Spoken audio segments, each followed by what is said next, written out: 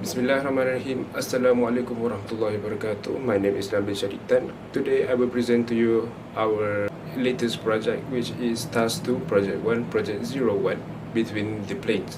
This is a grouping project which carries 10% of our marks, and hope you will understand what I am trying to say to you. First and foremost, I will start with our briefing project, which is one of the most important parts as an architecture student, to understand the project briefing so that we know the requirements of every project and we can fulfill every aspect of it. First of all, I will start with the introduction of the project. This exercise is for students to identify the meaning of sense of scale. Sense of scale is a pretty big and pretty important aspect for an architecture students, because that it shows that how we understand the surrounding of the object of what we are going to do. For example, in this case, we should understand how the sculpture fits into the place, and also we should know that how big the item should be, how big the dimensions are, so that we can fill in the space that we are given, and we do not take too much space and make that place hectic. Moving on. Proportion, like I said just now, proportions are really important as well. For an example, if we make our main sculpture too small, it will look like our aesthetics will look like more highlighted, and it will make our main structure looks not as good as well. The connection of form between one plane to the other. So like we are given two planes, and we should connect two planes to each other by using our structure so that it looks like a form. Students are given the list of famous architects to understand. There are architecture principles and elements and translate into sculpture. For example, if we take Zaha Hadid, we should understand what Zaha Hadid is trying to achieve with her structure, and we should understand her principle. What does she want to achieve? What does she wants to set? What message does she want to send to the society and to the people? Also, the elements that we put into our sculpture should have the same elements that our architects have. In grouping, the students need to identify any edges or intersections of a solid or transparency planes, and the students need to propose the object to highlight the connection of sculpture between the planes. So what do we understand is that, for example, if we have two walls, we have to create a structure in between of them so that we could connect both of those planes, and this is to highlight the connection of sculpture between two planes. The list of famous architects is as the followings: Tadao Ando, Antoni Gaudi, Marina Tabassum, Leila Argan, Zaha Hadid, and also Kengo Kuma. However, our group chose Daniel Libeskind, which is not in this list because it is still approved by our studio master. And also, we think that Daniel Libeskind is a very passionate architect who takes his job very seriously, and also he has many interesting aspects in his life, and he also has a very good background as well. He has a very great passion in architecture, as he gets to shows how his passion about people's emotions, and also how people interact with each other. Also, the plane of two walls shall be at the distance of 1,500 millimeters from plane A to plane B. Students are to design the hanging sculpture to connect between two planes by exploring the architecture principle, form and space, repetition, color, contrast, rhythm, and stability of the sculpture. So now I will present to you our presentation board, which this is our first board. Project 1 Between Two Planes, Daniel Libeskind. This is the architect that we chose, who is a Polish American. You know, he has the Polish accent. So first of all, we will start with his biography. He is a Polish American, like I already mentioned, architect, born in 12 May 1946. His philosophy is the notion that buildings are crafted with the perceptible human energy and that they address the greater cultural context in which they are built. So what he is trying to say is every human has their own human energy, you know. For example, if an extroverted person, he or she has a very explosive energy. For example, if we want to address, you know, someone who is introverted or timid, you know, he can have a very, you know, like calming energy or very, you know, approachable characteristics as well. So his philosophy is technically saying that everything that every emotion people has and every, you know, everything a human feels, how people view things, how people's perspectives are towards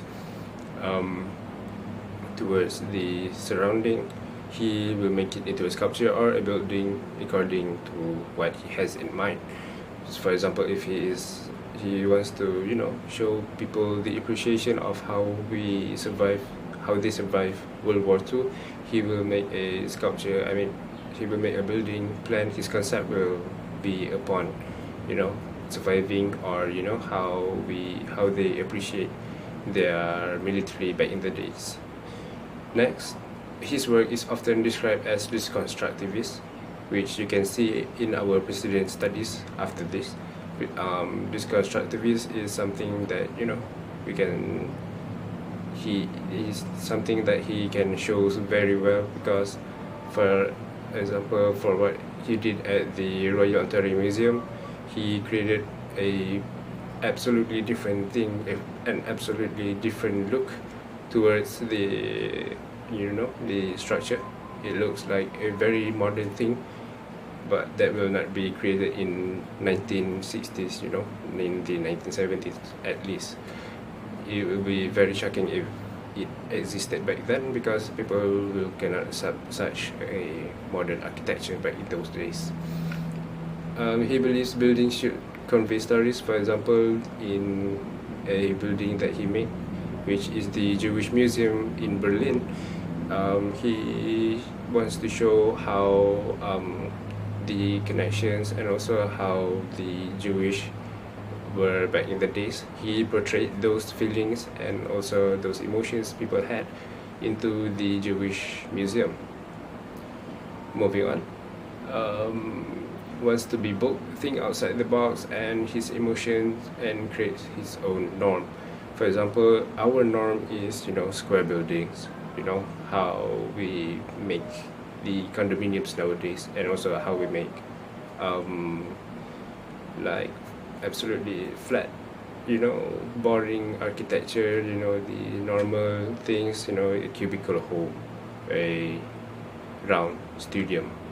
Those are very normal things which he absolutely, you know, disagree with. He thinks that he thinks that he should think outside of the box, and make his own, you know, design, show how his design is up to par, which this is the average people and his level is at this height.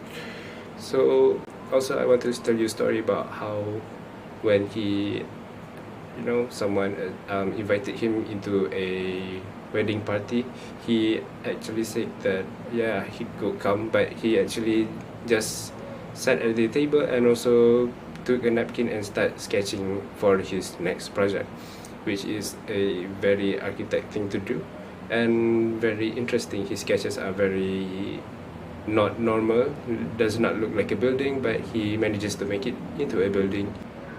Our knuckle study is this ayah. Our Lord forgive us and our fellow believers who preceded us in faith, and do not allow bitterness into our hearts towards those who believe our Lord. Indeed, you are ever gracious, most merciful. This is actually a dua that is often recited by Muhajirin and Ansar. Why we take this ayah or Quranic verse into our Naqli studies is actually because we are using the concept juxtaposition, which is combining two different, absolutely different things. For example, I combine my phone or cell phone into a chair. Those are two completely different things with different functions and also different shapes, different designs, different different models, different scales. In fact, we want to show that Daniel Libeskind can combine those two different things into one new design. He can also like, for example, this is square and then this is circle, then boom, a new shape, an irregular shape which no one has ever seen before or not likely have been seen it, and nobody knows that it will exist. Why we took this Quran verse is actually because we want to say that how Muhajirin and Ansar, which are two different tribes or two different people, two different society with two different places, they can achieve something harmonious by working together. Even though one is more barbaric than the other, they can make a harmonious life after Fathul Makkah, thanks to the Prophet's help. The Prophet Nabi Muhammad SAW has helped those two tribes combine forces to make a new Medina, which is a new city, and they have succeeded a lot of things. They have achieved a lot of achievements, and also they have unlocked a lot of their potentials. Used to study music because he thinks that music can portray someone's passion. Music can show how expressful the person are, how the music producer or music writer shows how they feel. For example, if they have a sad day, they make a sad music sheet, which is some way to show their expression. However, he thinks that this music does not satisfy his craving for showing his passion. That is when he turns into architecture and finds that he can design something that shows a lot of unity, a lot of harmonious things, harmonious time, harmonious everything. He can show how he can tell people stories about his building, how his buildings tell stories as well. Moving on, this CDs symbolizes his love for music, those blue things that we connect from one plane to the other and connect the plane to the sculpture itself. We use compact disc, which is a very old thing to do, and it looks very interesting. It can reflect some light and make some reflections look shiny and very portrayable to people. It is very interesting, and I think it looks pretty good. His love towards music is very very conceivable, and people tend to think that it is very something passionate that he does while he was young. He used to be a good musician, some people think that he will be a musician someday, a famous musician someday, playing at the orchestra or something, playing at the play, playing at the the music hall for thousands of people to see. However, he turns to architecture, and he became someone who is very respectable because he makes not normal structures and also irregular shape designs, not those boring box shaped houses, not those cookie cutter houses. Metallic colored structure is to represent his architecture style. His architecture style is the constructivist that I explained earlier. It looks like something poking out of box and something not usual, not something our society have ever seen, not something that we always get to see. Moving on, juxtaposition is also, like combining two things like I explained in our nuclear studies. This is our design process. The first design was pretty much something that we only made our mock-up models with, and it does not look that good, but it is something, and it doesn't really show juxtaposition, so that's why we moved on to our improvised phase, which is combining our old stuff, like our old CDs, and we used to have a vinyl record in our structure. It looks more, unique. It looks more approachable, more sleek design. However, it does not portray much of a clean look like how Daniel Libeskind does, and it does not look like Daniel Libeskind. And our goal is to look something that what Daniel Libeskind would make and how he would, and also to show his personality.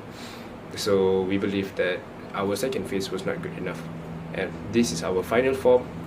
Like how we see here in our 3D perspective, we can see that how everything, every aspect of our structure has a unique look to Daniel Libeskind. How we can show what Daniel Libeskind thinks like.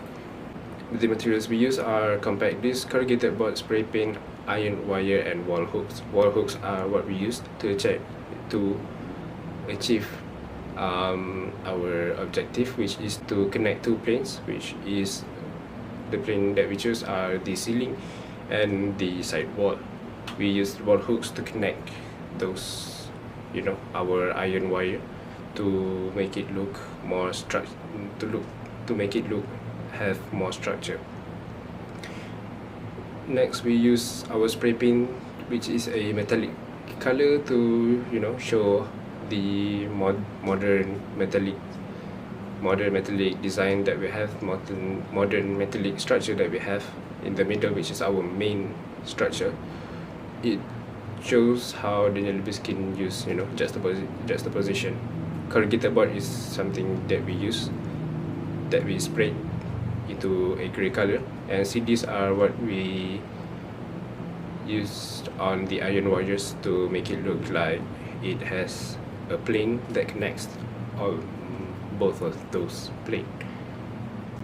Moving on to our final board, which is the board we use to draw our drawing board, to show our dimensions and also how we fix them. First of all is our plan. It may not look like much, but I had a tough time drawing the plan. It looks very irregular, which is something that we have actually tried to achieve, and we actually did. It does not look symmetrical, and also it does not show any normal structures that does not look repetitive, does not look ordinary. It looks like something Daniel Libeskind would do, and it looks like his sketches actually. This is drawn scale 1 to 5, which is in the new requirement. From the front elevation, it looks like this. It looks like it is hanging low, however it is actually very high, and it does not touch any people's head when anyone goes through the hallway, because we took into the consideration of people's height, to make it not very clumpy at the hallway, so that people can pass through there without any problems. Finally, this is our rear elevation. Our rear elevation looks very shiny and looks very clean.